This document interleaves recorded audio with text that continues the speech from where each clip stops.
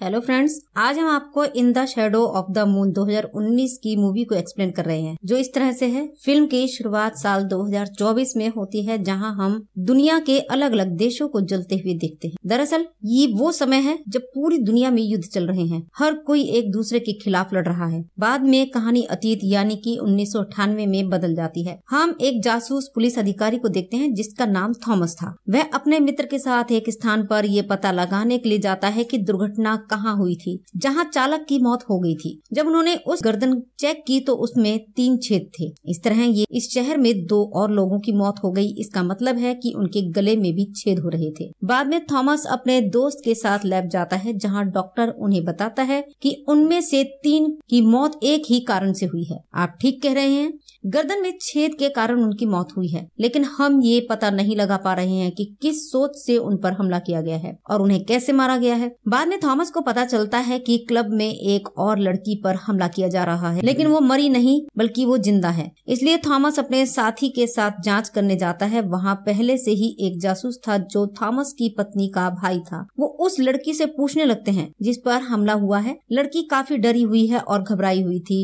वो उन्हें बताती है कि मुझ पर एक लड़की ने हमला किया है। उसने नीले रंग की हुडी पहनी हुई थी और उसके हाथ पर खून भी लगा हुआ था। जब वो उन्हें इस बारे में बता रही थी तभी उनके गले में दर्द होने लगा। उसका दर्द इतना बढ़ जाता है कि वो तड़प तड़प कर मर जाती है। जांच करने पर उसकी गर्दन पर भी वही निशान मिले। इससे वो समझ जाते हैं कि उसे भी लड़की ने मारा है, जिसने आज 3 लोगों को मारा है। इसलिए वो उन सभी को गिरफ्तार कर लेते हैं जिन्होंने नीली हुडी पहन रखी थी और पता करें जब थॉमस कार में अपने साथी के साथ था। नीली हुडी वाली एक लड़की दौड़ रही थी। उसने अपना चेहरा ढक लिया है और उन्हें देखकर वो भागने लगती है। थॉमस उसका पीछा करने के लिए अपने साथी के साथ दौड़ता है। वो दौड़ते दौड़ते रेलवे स्टेशन पहुंच जाती है। थॉमस के साथी ने उसे देखा है। वो चुपके से आता है और उसे पकड़ लेता है, लेकिन वो खुद को मुक्त कराती है और उसे एक बोर्ड से मारती है, जिससे उसका एक पैर टूट गया। तभी थॉमस भी वहाँ पहुँच जाता है और उस हुडी वाली लड़की को बंदूक की नोक पर उठा लेता है। यहाँ हम उसका नाम, जो कि रिया है, वह थॉमस को बताती है कि उसकी पत्नी को आज बच्चा होने वाला है। उसके बाद उसकी एक बेटी होगी, लेकिन दुख की बात है कि वो मर जाएगी।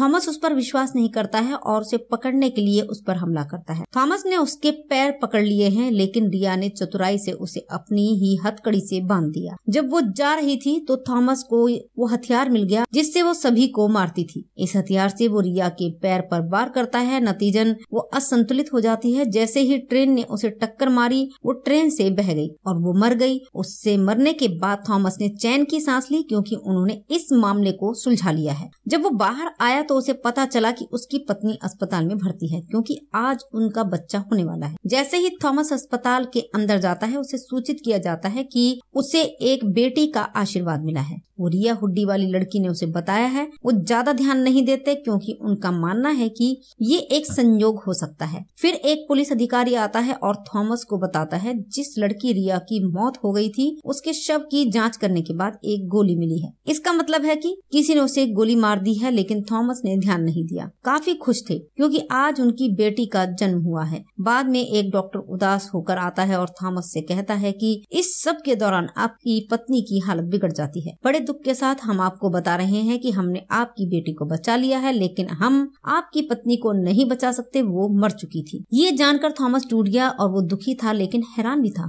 रिया ने थॉमस को भी यही बताया है। इसका मतलब है कि वो थॉमस को उसके आने वाले समय के बारे में बता रही थी। थॉमस के दिमाग में ये सवाल घूमता रहता है कि उसे ये कैसे पता चला। कई साल ऐसे ही बीत जाते हैं, लेकिन थॉमस को उसका जवाब नहीं मिलता। थॉमस की बेटी बड़ी हो गई है और आज 9 साल की हो गई है। आज उसका जन्मदिन था, क्योंकि इसी दिन उनकी पत्नी का देहांत हुआ है। अपनी बेटी को लेने के बाद वो अपनी पत्नी की कब्र पर जाता है, जहाँ किसी ने पहले ही फूल रख दिए थे। वो सोचता है कि या तो उसके जासूस दोस्त या उसकी पत्नी के भाई ने ऐसा किया था। थॉमस उन्हें बुलाता है और उनसे पूछता है कि क्या ये फूल तुमने रखे हैं। वो दोनों कहते हैं कि ये फूल उन दोनों ने नहीं रखे हैं। वो सोचने लगता है कि इन फूलों को फिर किसने रखा है। फिर उसे एक फोन आता है और उसे सूचित किया जाता है कि शहर में एक हत्या की गई है। ये उसी तरह से किया गया है जिसे 1988 में 4 लोगों की हत्या की गई थी, जिस जगह पर हादसा हुआ। थॉमस वहां जाकर उसकी रिकॉर्डिंग चेक करता है, जिसमें वो एक नीले रंग की हुडी वाली लड़की को देखता है जो रिया की तरह दिख रही थी। थॉमस सोचने लगता है कि वो 9 साल पहले मर गई थी। सभी उसे समझाते हैं कि शायद हत्यारे ने जानबूझकर नीली हुडी पहनी है ताकि वो हमें विचलित कर सके। थॉमस को शक हुआ तो उसने रिया की 9 साल पुरानी फाइल खोल दी। उसके सामान के साथ उसे एक चाबी मिलती है। वो इसे जांचने के लिए अपने अधिकारी साथी को देता है। थॉमस को तब पता चलता है कि हवाई अड्डे पर एक और लड़की की हत्या कर दी गई है। जब वो अपने साथी के साथ आता है तो लड़की के गले में वही छेद हो जाते हैं जिसमें थॉमस को पता चलता है कि ये कातिल जो भी है वो सभी को इसी तरह से मार रहा है। ये तरीका 9 साल पहले की गई हत्याओं जैसा ही है। उसे ये भी पता चलता है कि जिसे मारा गया है उसके पास एक लेखक की किताब थी और जिनकी हत्या की गई उनके पास एक ही पुस्तक थी। इस वजह से उनके मन में कई सवाल हैं लेकिन उन्हें जवाब नहीं मिले। थॉमस ने जांच के लिए जो चाबी दी है उससे पता चलता है कि ये एक प्लेन की चाबी है जो 1 साल पहले बना है। ये जानकर थॉमस और भी चिंतित हो जाता है। अगर ये प्लेन 1 साल पहले बना है तो ये चाबी क्या कर रही थी? रिया के पास ये चाबी 9 साल पहले थी। फिर एक वैज्ञानिक थॉमस के पास आता है जो एक वैज्ञानिक भी था। थॉमस को बताता है हर साल जब लाल चंद्रमा होता है यानी चंद्र ग्रहण होता है उसके बीच एक समय आता है जब हम अतीत की यात्रा कर सकते हैं। यात्रा के दौरान हम अतीत में जा सकते हैं। इसके लिए मैंने एक मशीन बनाई है। थॉमस और उसके साथियों को उसकी बातें बेकार लगती हैं इसलिए वो उस पर ज्यादा ध्यान नहीं देते और डॉक्टर मायूस होकर चला जाता है। थॉमस और उसका साथी उस स्थान पर आते हैं जहाँ विमान था जिसकी चाबी उसके पास है। वो अकेला जाता है तभी रिया उसके सामने आ जाती है और वो उस पर अपनी बंदूक तानती है। उसे जीवित देखकर थॉमस चौंके। वो उसके सामने मर गई और अब वो कैसे जीवित है और उसकी उम्र भी नहीं बढ़ी है। बंदूक की नोक पर रिया थॉमस को कुछ बताने वाली थी तभी थॉमस का दोस्त अंदर आता है। जैसे ही वो पीछे मुड़ती है वो गलती से बंदूक चला देती है। नतीजन थॉमस की साथी की मृत्यु हो गई। जैसे ही पुलिस वहाँ आती है रिया थॉमस को जबरन विमान में ले जाती है। उड़ते समय वो थॉमस से कहती है कि वो मुझे जीवित देखकर चौंक जाएगा है ना। दरअसल मैं टाइम ट्रेवलिंग में भूतकाल में आता हूँ। ये मैं भविष्य के समय को ठीक करने के लिए करता हूँ। यदि मैं ऐसा न करूं तो भविष्य में सब कुछ बदल जाएगा, सब कुछ नष्ट हो जाएगा। मैं केवल चंद्र ग्रहण की रात को ही समय में यात्रा कर सकता हूँ। थॉमस को लगता है कि ये वही थ्योरी है जो डॉक्टर ने उन्हें कुछ समय पहले बताई थी। कुछ और कहने से पहले रिया ने थॉमस को नीचे धकेल दिया और वो किसी तरह पानी से बाहर आ गया। अगली सुबह जब पुलिस जांच करने आती है तो उन्हें वहाँ विमान के टूटे हुए टुकड़े मिलते हैं। इसका मतलब है कि उनका विमान दुर्घटनाग्रस्त हो गया है लेकिन रिया का कोई ठिकाना नहीं है। थॉमस सभी को बताते हैं कि उसने उस लड़की रिया से बात की है। समय यात्रा करके अतीत में आती है लेकिन जाहिर है कोई उस पर विश्वास नहीं करता। बाद में हम 2006 से दृश्य देखते हैं। इसका मतलब है कि 9 साल बीत चुके हैं। थॉमस का जीवन पूरी तरह से बदल गया है। उन्होंने पुलिस की नौकरी छोड़ दी है। वो हमेशा चंद्रमा के ग्रहण के बारे में पढ़ता है। काफी समय से उसने डॉक्टर को नहीं दिखाया। उसकी बेटी बड़ी हो गई और अब अपनी माँ के भाई के साथ रह रही है। अब थॉमस को पता चला कि 1998 में एक हत्या हुई थी। उनके पास इसकी कोई रिपोर्ट नहीं है इसलिए वो उस आदमी की कब्र पर जाता है जो लेखक। जैसे ही वो इसे खोलता है और अपने कंकाल की जांच करता है उसके गले में भी छेद है यानी उसे भी रिया ने ही मारा था। अब वो लेखक के घर जाता है और उसकी पत्नी से मिलता है। मरने से पहले मेरे पति एक ग्रुप चलाते थे और उन्होंने एक किताब भी लिखी है। अब थॉमस को एक पेपर से पता चलता है कि वो ये किताब उन सभी की थी जिनकी मृत्यु 1997 और 1988 में हुई थी। इसके साथ ही लेखक का एक दोस्त जीवित था जो इस समूह को चला रहा था। ये जानकर थॉमस उससे मिलने लगता है क्योंकि वो जानता है कि अगली बारी लेखक के मित्र की होगी। रिया उसे मार डालेगी क्योंकि आज सूर्य ग्रहण की रात थी। अब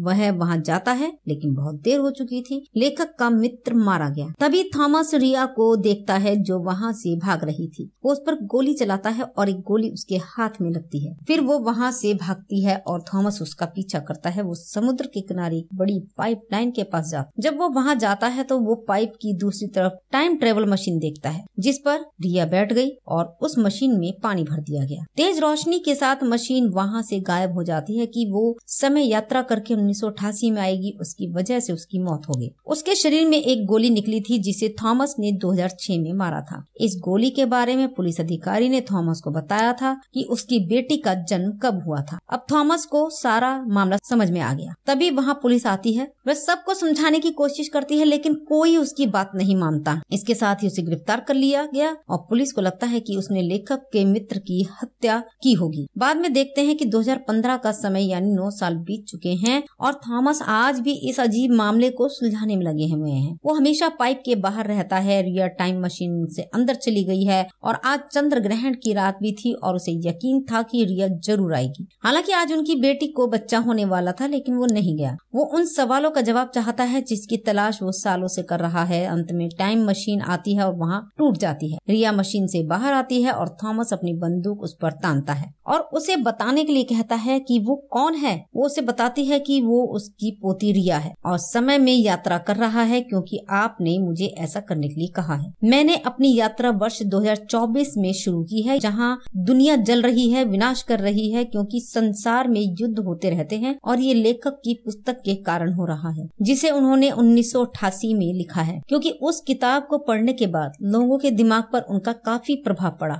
उस किताब की वजह से लोग दुनिया से लड़ने लगे और सारा संसार युद्ध का मैदान बन गया। दुनिया को बचाने के लिए लेखक ने टाइम मशीन बनाई है जिसमें 9 साल बाद सिर्फ चंद्र ग्रहण की रात को ही यात्रा की जा सकेगी। मैं अतीत में यात्रा करके उन सभी लोगों को मार रहा हूँ जो युद्ध का कारण बने हैं, ताकि मैं दुनिया को विनाश से बचा सकूं। थॉमस देखता है कि रिया के हाथ पर गोली का कोई निशान नहीं है। इसका मतलब है कि 2015 में अपना मिशन पूरा करने के बाद वो 2006 में समय यात्रा से आएगी, जब थॉमस ने उसके हाथ में गोली मार दी। फिर 1988 में जब वो थॉमस के कारण मर जाएगी। रिया उसे वो कंगन देती है जो उसने अपनी पत्नी को उपहार में दिया था। थॉमस ये जानकर चिंतित हो जाता है कि वो अपनी पोती का हत्यारा है, क्योंकि वो उसकी वजह से मर जाएगी। वो रिया को 1988 तक जाने तक उसे रोकने के लिए कहता है, इसलिए मैं तुम्हें मार नहीं सकता और फिर भविष्य में वापस आ सकता हूँ। रिया उसे बताती है कि ये संभव नहीं है क्योंकि मेरी यात्रा एक तरफा है। समय यात्रा के साथ मैं केवल एक बार अतीत में जा सकता हूँ, मैं अपने समय पर नहीं लौट सकता। हर बार 9 साल पीछे जाने के बाद मैं 1988 में लेखक को मार डालूंगा, इसलिए वो युद्ध शुरू होने से किताब नहीं लिख सकता। सच्चाई जानने के बाद थॉमस उदास हो जाता है। बाद में रिया उसे अस्पताल जाने के लिए कहती है क्योंकि आज उसका जन्म होने वाला है। ये कहकर वो चली जाती है। जब थॉमस अस्पताल में आता है तो उसकी पोती अभी पैदा हुई है और वो उसे और रिया को हर बार 9 साल पीछे जाने के बाद देखकर खुश हो जाता है, जो सभी को मार डालेगा, जो युद्ध का कारण बनेगा। अंत में वो उस लेखक के पास पहुंची जो इस पुस्तक को लिख रहा था। पुस्तक युद्ध का कारण बनेगी, इसलिए वह लेखक को पूरा होने से पहले ही मार देती है। बाद में हमें भविष्य का समय दिखाया जाता है जो कि 2024 है, जहाँ से सारी तबाही खत्म होने लगी थी। सब कुछ ठीक था। इसका मतलब है कि वहाँ कोई युद्ध नहीं हुआ है। दुनिया को बचाने के अपने मिशन के दौरान रिया की मृत्यु हो गई, लेकिन उसने अपना मिशन पूरा कर लिया है। इसी के साथ ये मूवी भी समाप्त होती है। हम फिर मिलेंगे आपसे अगले वीडियो में। तब तक के लिए नमस्कार, धन्यवाद।